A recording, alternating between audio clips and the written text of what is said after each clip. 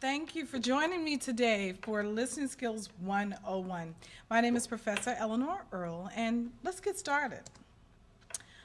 Here's a difficult question to pose, but I want you to be honest with yourselves and answer this question. Are you a good listener? Are you? How many of you say yes, I am? Okay, quite a few of you. All right, well let's just see. Why is it important to be a good listener, first of all? Why is it even relevant for us to care about being a good listener?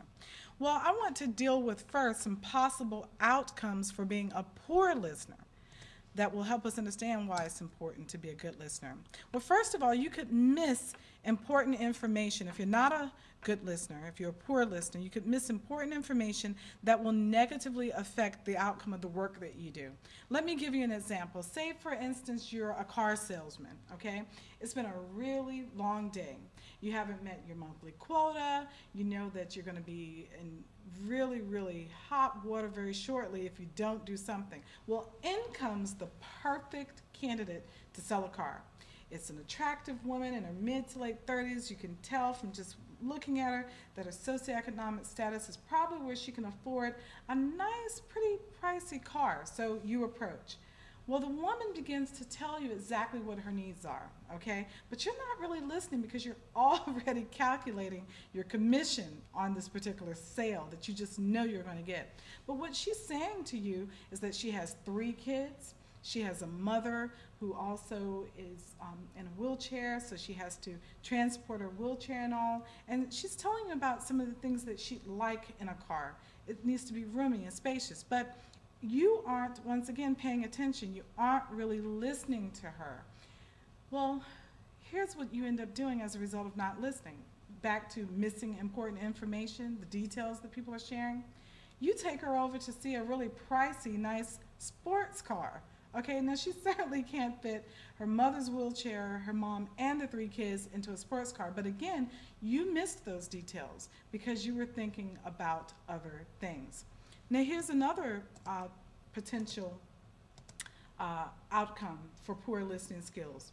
You could also misunderstand the particulars regarding tasks that have been assigned to you at work. For instance, let's say that you're in a meeting, a really important meeting with your project manager and the rest of your team.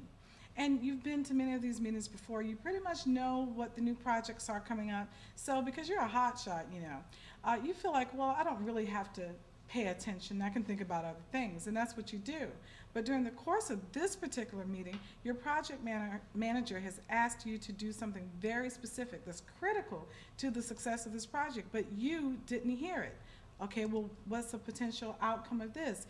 You could appear really unprepared to your boss and your colleagues because, again, you were thinking about other things. You were planning what was going on. Did you remember to do the TiVo for your favorite show? And not paying attention. So that's another reason that you really must. There are 4 keys to becoming a better listener, and I'd like to help you with those today. The first key is to create a list of all the many, many things that you need to complete for the day. Make it a part of your daily ritual to complete the list, and then even go so far as to check off things as you complete them. It really does make a difference, and it helps to relieve the clutter in your mind of some of those things that you're thinking about when you should be listening attentively to someone. The next key number 2, is to also listen for the details in a conversation when you're talking to someone. What are the specific highlights and key points that they're going over with you?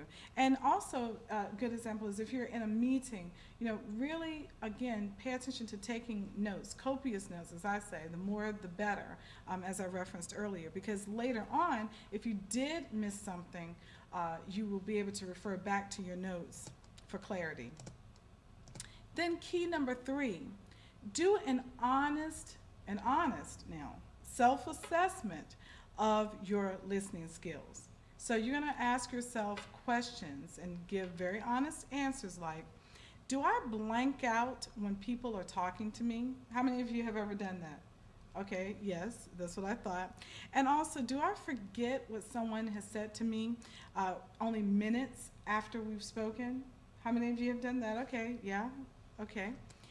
Well, that's something that you need to work on too. We all do.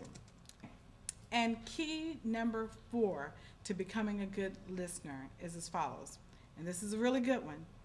Do not talk as much as you listen. I will repeat it because it's so good. Do not talk as much as you listen.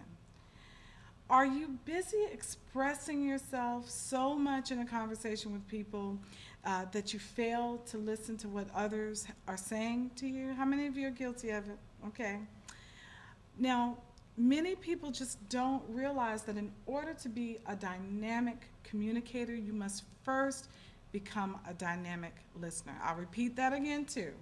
Before you can be a dynamic, engaging communicator, you've got to be an amazing listener. And that's why we're here today. Hopefully these 4 keys to becoming a good listener will help you as you get started in doing just that, listening better at all times. So hopefully these 4 keys to becoming a better listener, a good listener, have helped you today. And what we're going to do is apply a few of the things that you've learned. We're going to do a listening activity right now. I'm going to have you break into 5 groups of 4, and we'll get started on helping you become a better listener. You can go ahead and break into your groups. Thank you.